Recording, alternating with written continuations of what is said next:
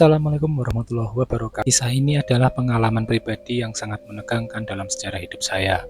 Kejadian ini terjadi saat aku masih duduk di bangku SMA pada tahun 2002 silam. Perkenalkan, namaku Ida. Aku adalah salah satu siswi di sekolah tersebut. SMA 1 Tanjung Anom saat itu adalah sekolah menengah atas yang cukup favorit di Kabupaten Nganjuk, selain SMA 2 Nganjuk dan SMA 1 Kertosono. Banyak juga siswa maupun siswi yang mendaftarkan di sekolah tersebut. Ketika memasuki sekolah tersebut, hawanya cukup adem, karena sekolah tersebut banyak ditumbuhi pohon-pohon besar dan rindang, sehingga sangat nyaman di saat jam belajar pagi. Tapi, akan terasa berbeda saat malam hari. Suasana sangat mencekam, karena menurut beberapa cerita di sekolah ini, dikenal cukup angker, karena sering ada penampakan hantu wanita muda yang sangat cantik.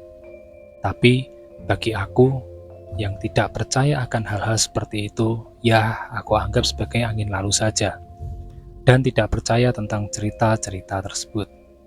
Pada awal aku bersekolah tidak ada yang istimewa, ataupun kejadian apapun di sekolah. Namun, saat memasuki semester pertengahan, aku mulai merasa kayak ada yang aneh. Saat itu jam pelajaran sedang kosong. Seperti biasa, aku dan teman-teman yang lain bercengkrama di kelas sambil ngobrol yang tidak jelas. Namun, di sela-sela obrolan itu, aku seperti mencium aroma yang sangat wangi sekali. Mirip seperti minyak melati, tapi harum banget. Beberapa temanku juga mencium aroma tersebut, tapi mereka diam saja dan mengalihkan perhatian dan gak berani bilang. Nah, karena aku orangnya ceplas-ceplos, aku nyeletuk aja tuh. Teman-teman, kalian mencium bau wangi melati nggak? Tanyaku. Lalu kawanku yang sebangku sama aku yang pernah masuki langsung mengisyaratkan agar aku jangan bertanya hal tersebut. Namun karena aku nggak percaya hal mistis, aku celetuk lagi. Ini siapa sih yang pakai minyak si nyong-nyong ini? Makin kenceng tuh suara aku. Teman-teman yang lain cuma bengong aja, nggak ada yang berani nyahut. Selang beberapa menit bau tersebut hilang. Nah, petaka itu datang setelah bau semerbak tersebut menghilang. Entah mataku yang rusak atau memang hal gaib sedang terjadi. Tiba-tiba mataku berkunang-kunang gak jelas dan perutku terasa mual, seakan ingin muntah. Sugi, Eka, Ratna, dan teman-teman cowok lain langsung pada teriak. Ida, kenapa itu? Entah kenapa aku pingsan gak jelas kayak gitu. Akhirnya aku dibawa ke UKS saat itu juga. Saat dalam kondisi pingsan, aku merasa seperti ada di ruangan sekolah, tetapi sangat sepi sekali.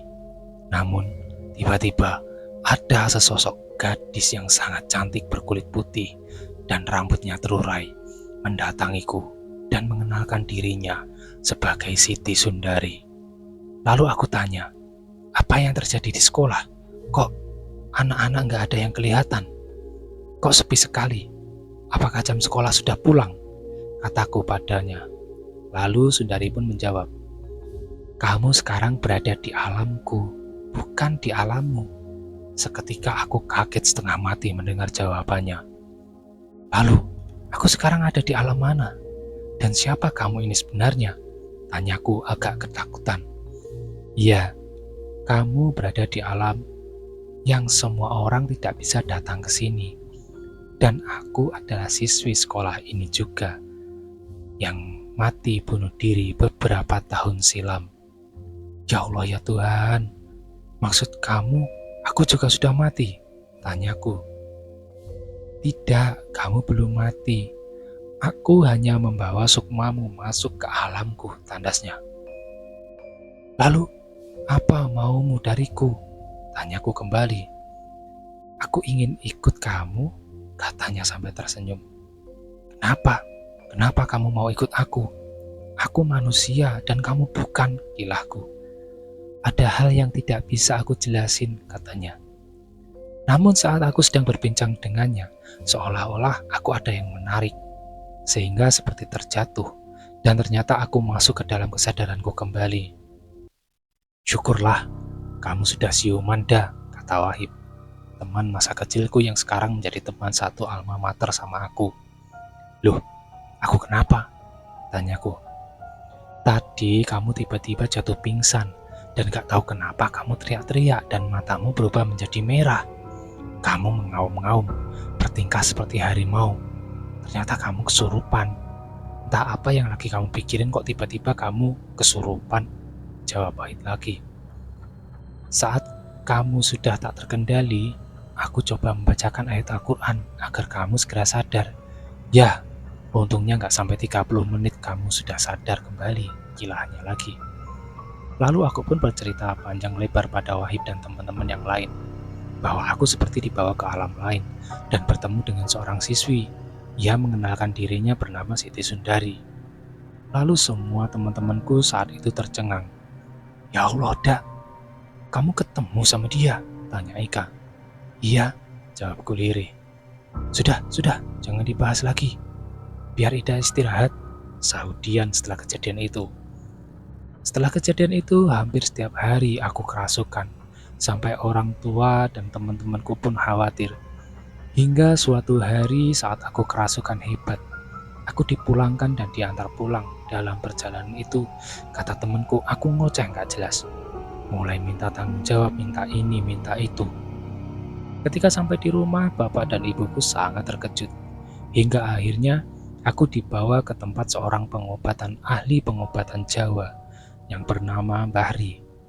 Bahri adalah sesepuh di kampung yang bernama Desa Gambirjo, yang biasa menangani orang-orang yang seringkali terkena penyakit seperti ini. Singkat cerita, akhirnya terjadilah dialog antara Bahri dengan makhluk halus tersebut. Kenapa kamu masuk ke dalam raganya Ida? Tanya Bahri. Siapa kamu? Berani bertanya seperti itu padaku? Tanya makhluk tersebut sembari melotot. Kamu harus pergi dan tidak boleh masuk ke raga manusia, tanya Bahri. Kalau kamu hebat, coba usir aku dari raga ini. Sambil dia melotot kayak marah. Di situasi tersebut, aku sama sekali tidak sadar.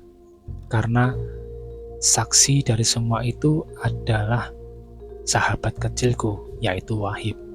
Karena dia yang menjaga aku semalaman di rumah Bahri. Kebetulan saja Bahri dan Wahib rumahnya dekat.